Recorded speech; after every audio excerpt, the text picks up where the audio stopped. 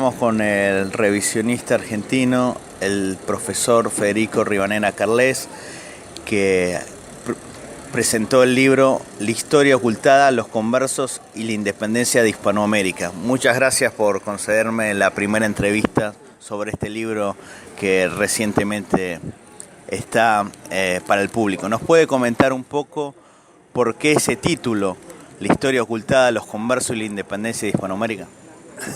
Bueno, el tema es totalmente novedoso porque hasta ahora se ha dicho que los ingleses y la masonería han tenido una importancia fundamental en la destrucción del Imperio Español, lo cual es cierto, pero no se ha analizado el aspecto fundamental, que fueron los conversos, o sea, los judíos conversos que formaban una oligarquía que dominaba toda Hispanoamérica. Los que, llenos de odio contra España desde hacía más de 300 y pico de años, desde que fueron expulsados, decidieron destruir el Imperio Español y acrecentar su poder económico y social. Ya Salvador de Madariaga, que es un hombre que está enfrente de nuestras ideas, había dicho que los judíos eran los enemigos mayores del Imperio Español, pero después no se habló más nada de eso. A través de mis investigaciones puedo demostrar en forma cabal y contundente que la independencia de Hispanoamérica fue dirigida y organizada por los conversos. Y tengo que aclarar un punto fundamental. Contra todo lo que se ha dicho durante 200 años, acá no hubo ninguna independencia. Los pocos trabajos que han aparecido últimamente, atacando a la mal llamada independencia, cometen ese error. Acá no hubo independencia, porque independencia significa sujeción a una potencia extranjera. Y acá no existía ni Argentina, ni Chile, ni nada. Esto era España, la España ultramarina. Muy distinto es el caso de Inglaterra, que es un país sometido, de Irlanda, que es un país sometido a Inglaterra. Esto era la España ultramarina. Tan es así que se llamaba España ultramarina y hasta España americana.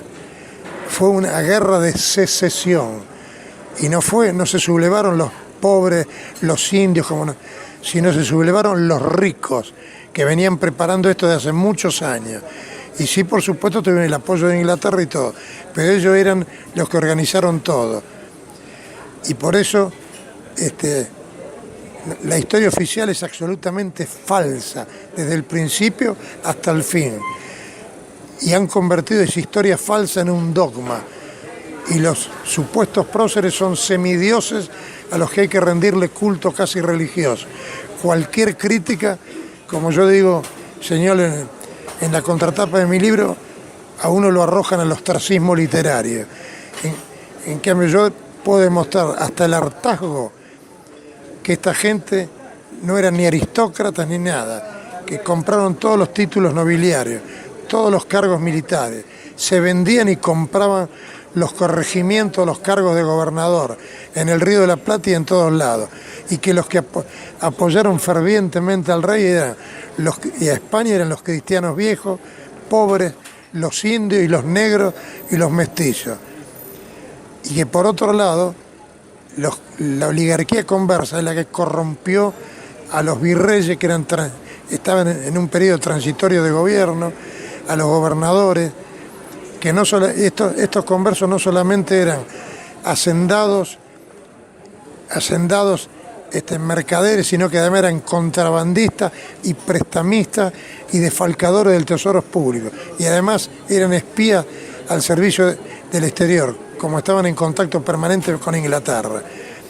Entonces esta es otra historia. Nuestros héroes no son ni San Martín, ni Bolívar, ni O'Higgins, ni Hidalgo, ni ninguno de ellos. Nuestros héroes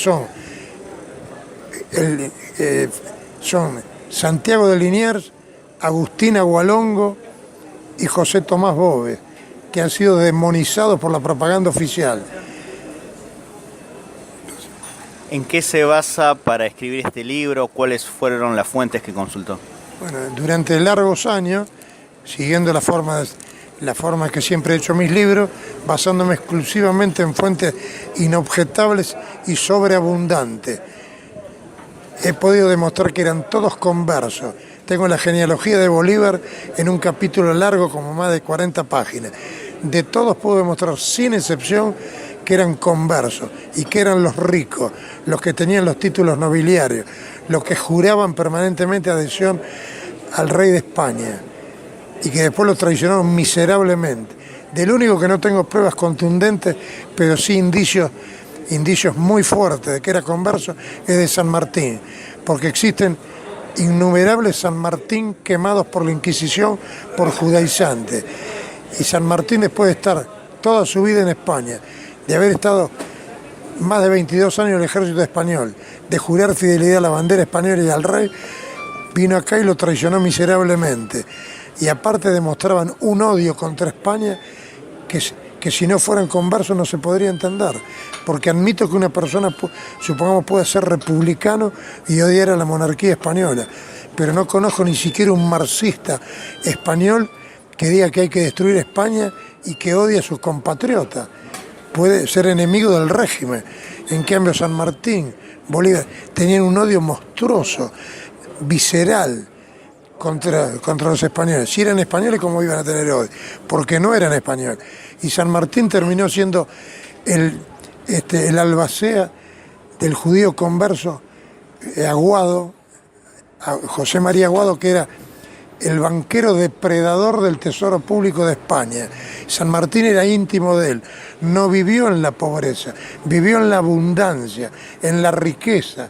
En Granbur tenía una casa con caballeriza, una casa espectacular al lado de la pequeña casita de campo, como él decía, de Aguado, que tenía un castillo monumental. Y en París tenía, en el barrio más caro de París, con plata o con el respaldo financiero de Aguado, en el lugar más rico de París. Y se dedicó el supuesto estadista a ser el amanuense de Aguado para dedicarse a la distribución de sus bienes y el cuidado de sus hijos. Pero por otro lado demostró en el protectorado del Perú lo que era, donde lo nombró el converso Monteagudo, que fue un verdadero monstruo, asesino de españoles, un sibarita, una persona que vivía en medio de los manjares y producía escándalo permanente y lo odiaban los independentistas y todo. Instaló una tiranía sangrienta en Perú y San Martín no pudo avanzar ni una línea porque lo desertaban sus propios oficiales. Incluso lo asesinan a Monteagudo. ¿Nos puede comentar este caso? Lo asesinan por las monstruosidades que hizo Monteagudo en Perú. De cualquier manera, en fin, no puedo hablar en un minuto de todas estas cosas. Lo concreto que yo estudié paso por paso en cada lugar. En el Virreinato del Río de la Plata, lo que pasó en el Virreinato del Perú, lo que pasó en Chile, lo que pasó en Venezuela, en Nueva Granada, en México, en Quito, porque hubo intentos de hacer juntas que fracasaron. Bueno, yo lo estudié exhaustivamente y analizo las genealogías de todos estos personajes, que eran siniestros. ¿Se puede decir que los conversos tenían una animosidad contra la fe católica? Tenían una animosidad enorme contra la fe católica. Acá no solamente hubo una máscara de Fernando VII, que los revisionistas cayeron en el lazo de creer que la máscara no era tal máscara, sino que era fidelidad. Mentira. Eso demuestra lo que eran perjuros. Juraron fidelidad al rey cautivo y lo apuñalaron por la espalda. Y es mentira que no había una autoridad en España, porque en Cádiz estaba, en la isla de León, estaba el Consejo de Regencia, que con todo su defecto era la única autoridad de España, por más que lo dirigían liberales que estaban en combinación con los liberales de Hispanoamérica, y son los que ordenaron a Morillo hacer armisticios con Bolívar. Larga sería en una pequeña entrevista demostrar todo esto, pero aparte hicieron la máscara del catolicismo. Simularon ser católicos cuando odiaban a la Iglesia Católica e impusieron la independencia contra la voluntad de todos los pueblos. En Venezuela fueron aplastados en la Primera y Segunda República y el pueblo se alzó en armas contra los independentistas. como señala el historiador independentista Caracciolo Parra Pérez, que dice que el pueblo odiaba a los oligarcas revolucionarios y se levantó en masa por el rey, porque el rey es la personificación de España. Y acá lo que pasó, yo analizo no solamente, no me dedico a analizar lo que sucedió en lo que sería la actual Argentina, lo analizo en todas partes, pero lo que sucedió en el Río de la Plata es algo realmente increíble y vergonzoso. Acá Inglaterra preparó el golpe de Estado. ¿Qué nos puede decir de la Revolución de Mayo? Bueno, la Revolución de Mayo es uno de los casos de una mistificación extraordinaria y que es una vergüenza la actitud de los llamados próceres argentinos que estaban al servicio descarado de Lord Stranford, que manejó y dio el golpe de Estado. Les trajo la falsa noticia de que en España no había autoridad, que es lo que ellos estaban esperando. Inglaterra les proporcionó las municiones para que se subleven, porque Cisneros, sabiendo que ya había movimientos subversivos, había controlado muy bien que tuvieran muy pocas municiones, y se la entregó Inglaterra a un español que está todo documentado y que Rivadavia acepta que evidentemente las municiones se las proporcionaron los ingleses. Lo más grave de todo, que no solamente eso, que inmediatamente Saavedra llamó al comandante de la Royal Navy que estaba en el Río de la Plata a que asistan al acto de Asunción, y dispararon cañonazos honrando a la primera junta cuando estaba Inglaterra en sociedad con España ante la invasión napoleónica. O sea, además primero el servilismo hacia Inglaterra total, que por otro lado inmediatamente le llevaron la correspondencia. Yo reprodujo todo esto a Lord Stranford para que esté enterado de todo lo que hicieron. Y por otro lado ordenaron a Bouchard que en la primera escuadra argentina enalbolara en el palo trinquete la bandera inglesa. En el palo trinquete, así nos reconocen cuando avanzamos. Eso no se hizo sino con autorización de los ingleses. Este miserable de Saavedra, que era un mercader de cuarta, que el título de teniente coronel se lo dio Liniers después de la segunda invasión, que era una persona detestable y un miserable, que le escribió 4 meses antes de fusilar a Liniers, le escribió: mi venerado señor, nuestra España está en peligro, se necesita que usted aparezca.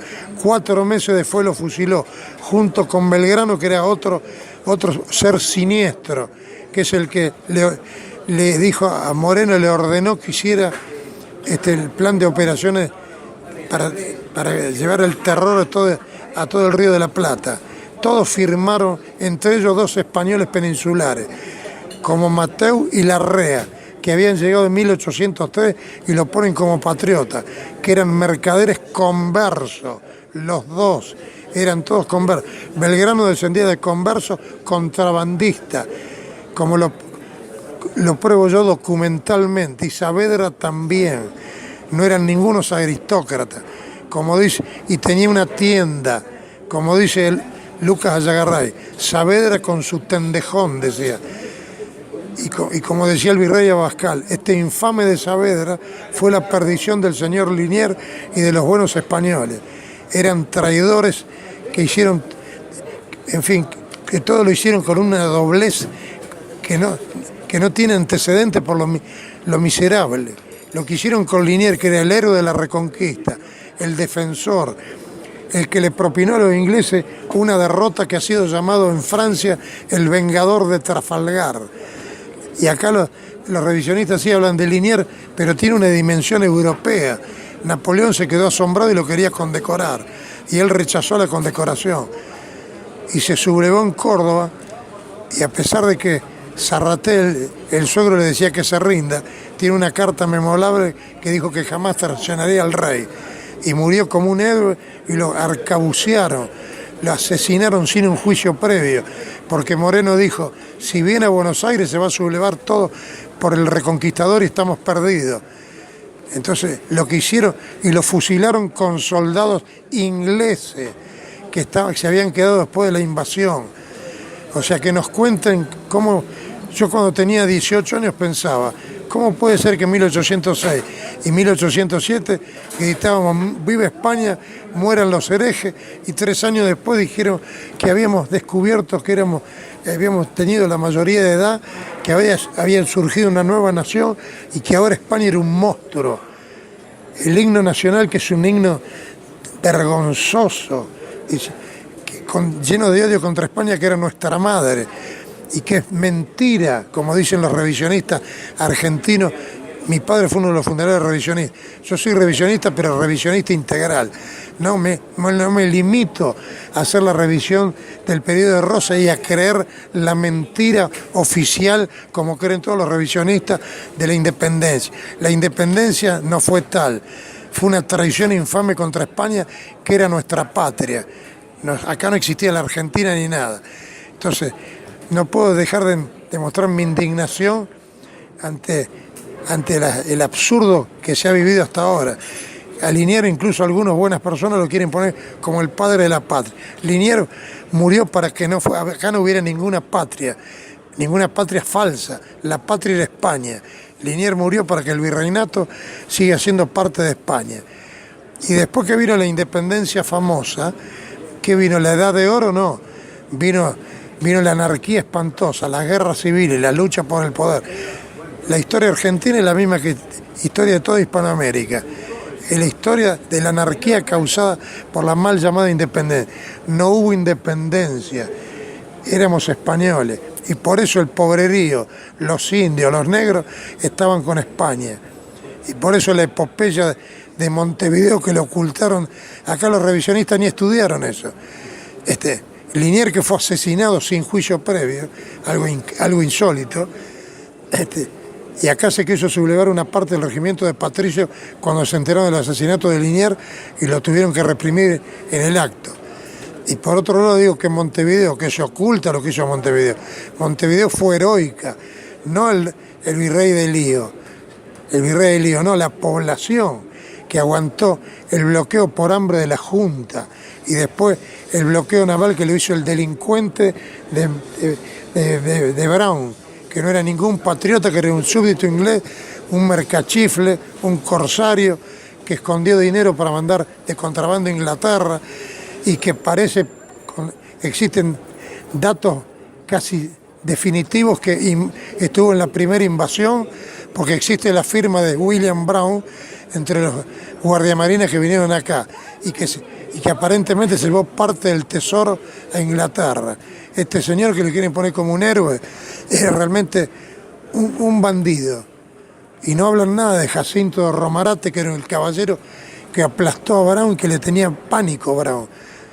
Y como se quedó varado en Martín García, porque lo abandonó, el apostadero naval de Montevideo lo abandonó, no pudo salir a combatir. Le tenía pánico a Romarate, que hasta que no se rindió, Brown no estaba tranquilo. Y cuando se rindió dijo, no se necesita más armada, se fue a Romarate. En fin, podría hablar largamente. Y termino porque podríamos estar horas con él. Lo que sucedió en Pasto, la ciudad neogranadina, el paso estratégico entre Quito y Bogotá, donde no lo podían, como era fiel toda la población era fiel a la religión católica, al rey y a España. Entonces iban los ejércitos secesionistas, no independentistas, y eran aplastados, derrotados. Y Bolívar, entonces, presa de un odio impresionante, dijo, tienen que desaparecer de la paz de la tierra los pastusos. Y lo mandó al converso Sucre, que yo tengo la documentación contundente de que era converso. O sea, el converso Bolívar mandó al converso Sucre que la Navidad del 24 de diciembre de 1822 hicieron una masacre que no tiene antecedentes. Mataron niños, mujeres, ancianos, violaron todas las mujeres, saquearon los templos, destruyeron gran parte del archivo histórico, llevaron 1000 pastusos prisioneros.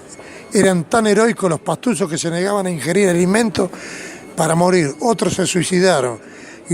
porque los llevaban hacia Quito y algunos hacia Perú. Los que fueron a Perú se rebelaron y fueron fusilados. Entonces Agustín Agualongo, que medía 1,47 m y que algunos dicen que era indio y otros mestizos, que era realmente una personalidad única, que a los 21 años ingresó como el soldado raso y murió siendo brigadier general, el máximo grado del ejército español. Bolívar reconquistó con 800 indios, armados de palos, de chuzos y de algunos pocos fusiles recuperados, los sacó corriendo con caballería a los falsos independentistas y los reconquistó. Entonces después mandaron una cantidad impresionante de hombres y pudieron derrotarlo. Pero él le dio sucesivas derrotas. Al final fue preso por la traición de un camarada que era José María Obando, que los entregó a Bolívar. Entonces murió como un héroe, como todos saben, que le dijeron que se adjuraba le iban a respetar el grado y si reconocía la Constitución. Dijo, si tuviera 1000 vidas, lo ofrecería por la religión católica y por España y por el rey. Y entonces pidió morir con el uniforme de coronel del ejército español. Se lo concedieron, lo quisieron vendar los ojos y dijo, no, quiero morir cara al sol, como mueren los guerreros de mi estirpe. Y entonces antes de fusilarlo gritó, ¡viva el rey! Entonces, las propias fuentes independentistas se quedan asombrados de lo que era Agualongo. Juan Montalvo, que era enemigo de España, dijo, tenía la astucia de los griegos y la fuerza del carácter de los romanos. Y cuando el general Herrán, que después fue un personaje importante, le imploró de rodillas que no lo mate, él dijo, yo no mato rendido, le dijo. Y después que fue fusilado, mientras estaba en Capilla, le llegó el nombramiento de Fernando VII como brigadier del ejército español. Después la lucha de Pasto continuó con guerrilla. Entonces Bolívar, presa de odio, en 1825 le escribió al Converso de Santander, hay que destruir a los pastuzos, a las mujeres hay que arrancarlas con los hijos y llevarlo a otra parte y hacer un penal militar. Eso lo dijo y tengo la página todo donde lo dijo este sujeto. ¿Cuánto tardó en escribir el libro? Más de 6 años. Me indigno, con justa razón, a pesar de que yo escribo científicamente, no por amor al cientifismo, sino para demostrar con argumentos que uno tiene razón. Pero Bolívar era un criminal sediento de sangre, no era ningún genio y era un estratega totalmente regular porque no sabía nada de cuestiones militares y en muy pocas batallas estuvo presente, la veía de lejos. En cambio Boves, José Tomás Boves, uno que forma parte de la trilogía del heroísmo, lo quieren poner como un monstruo, fue extraordinario. Y después de la primera batalla de Carabobo, recuperó y lo hizo correr a Bolívar, huyó, lo derrotó y Bolívar salió corriendo, se refugió en Caracas con Mariño, que era otro importante personaje militar, y cuando fue para Caracas huyeron y entró con la bandera del rey y la gente que lo aplaudía. Y en la primera batalla de Carabobo, que se rindió Cajigal, que era un mediocre, el general Cajigal, después José Tomás Boves, que era simplemente un guardiamarina, pero un genio militar, le mandó un parte espartano. Le dijo, he recuperado, después de vencer a Bolívar, le dijo, he recuperado las municiones, las armas, las municiones y el honor de las banderas españolas que su excelencia perdió en Carabobo. ¿Se da cuenta? Y después Liniers, que murió como puede morir un héroe extraordinario. Liniers es un héroe grande de la historia de España y podría hablar largamente de lo que pasó, por ejemplo, en la guerra de Cuba, que a los argentinos, incluso a los españoles, los han engañado. En Cuba fue un heroísmo extraordinario que a los yanquis, con todo su poder, los españoles le dieron una paliza descomunal. Aparte demuestro y pruebo que la guerra de Cuba fue desatada porque volaron al Maine, que se sabe que era un barco de guerra que lo volaron, y se decía los estadounidenses ya que lo volaron los españoles. Está demostrado que lo volaron los propios estadounidenses, y el que escribió el memorándum demostrando que la culpa no tenía los españoles es el judío Marix, judío alemán que era oficial de la Marina estadounidense. y de fuentes judías reconoce que el informe de Marik provocó la guerra con Cuba. Y más allá de la campaña de prensa que hizo Hearst y Pulitzer, que decían que había que atacar España. Pero hay testimonios demoledores como el de Aguinaldo, porque la guerra de Cuba se extiende hasta Filipinas. Y el general Aguinaldo, llegó a ser presidente de Filipinas, en una entrevista que reprodujo reconoce que fue la masonería la que organizó todo y que estoy arrepentido, dijo, al final de su vida, de haberme sublevado contra España. Y honró a los españoles que, por ejemplo, con esto termino, no se habla de los héroes de Valer, que no hay antecedente en el mundo de lo que hicieron los héroes de Valer. Estuvieron 43 españoles, digo 43 porque otros fueron fusilados, 6 fueron fusilados por desertores. 43 españoles resistieron durante 11 meses en una iglesia el asalto de 1.500 guerrilleros independentistas filipinos y les ocasionaron 700 bajas, la mayoría heridos. No se rindieron, murieron 12 soldados, los enterraron dentro de la iglesia, no tenían para comer, no se rindieron. Y ya España había vendido miserablemente, había vendido por 20 millones de dólares, por el masón de Sagasta, le había vendido a Estados Unidos, que España hizo una abdicación, le entregó Puerto Rico, le regaló Cuba y le vendió en 20 millones de dólares Filipinas. Como ellos no lo sabían, desde el 1 de junio, del 1 de julio de 1898 hasta el 1 de junio de 1899, no se rindieron. No sabían que de diciembre ya estaba en manos, que Filipinas no es más española. Sin embargo, enterraron a su muerto en la iglesia. Como dice, y la bandera española sucia y hecha jirones flameaba, la gloriosa bandera roja igual. Y lo grave de todo esto, lo extraordinario, que viendo que se rindieron cuando vieron que ya no era más de España. Y el general Aguinaldo se quedó conmovido y dio un decreto que dijo: no son enemigos, son amigos de España. Han honrado, son los dignos hijos de Pelayo y del Cid. Han llevado las virtudes militares al más alto grado. Y entonces los recibió, los trató como hermanos, y poco después, los embarcó para España con todos los honores. Poco después, como los yanquis traicionaron a los filipinos y se apoderaron de Filipinas, en Valer, que es una localidad pequeña de Filipinas, se instalaron los yanquis en el mismo lugar. Al poco tiempo se rindieron cobardemente, a diferencia de los españoles que jamás se rindieron, y que llegaron a España y pasaron privaciones, que si bien Franco le reconoció unas pocas, uno de ellos murió pidiendo plata en el subterráneo de España. Esos son los héroes nuestros, los héroes de Valer, que ahora se está reivindicando un poco, pero Filipinas, a partir de los últimos años, el día de la rendición lo declaró Día de la Amistad Española y Filipina, y en la misma iglesia de Valer va el ejército filipino a hacerle el homenaje y le han puesto una placa y van hasta los estudiantes a rendir honores a los héroes de España que nosotros no los conocemos. Así que la historia que nos contaron es totalmente distinta. Toda la primera junta eran realmente miserables, que sabían muy bien, no eran esclavos de los ingleses, eran conversos que sus hermanos de raza que dominaban Inglaterra, que lo demuestro bien en mi libro. Inglaterra no es como han escrito acá, que Beresford era un caballero. Beresford no era ningún caballero, eran mercachifles que vinieron a robar el tesoro público del Río de la Plata, y venían por el botín. Y el soldado inglés acá hizo estrago, no respetó nada. En cambio, Liniers a los generales vencidos los invitaba a comer, los trató como hermanos, porque con su mentalidad medieval querían que eran caballeros como él. Si hubiera sido al revés, Beresford lo hubiera puesto en una mazmorra, Liniers.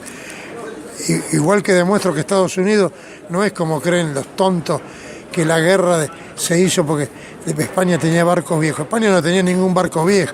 Fue la traición de Cervera el almirante Cervera que se rindió sin combatir en Cuba y de Montojo que se rindió sin combatir en Filipinas. Pero hubo otros héroes que no se rindieron sin combatir, que dieron su vida gloriosamente por España y que causaron la admiración de los estadounidenses y que le dieron una paliza a los infantes de Marina estadounidense.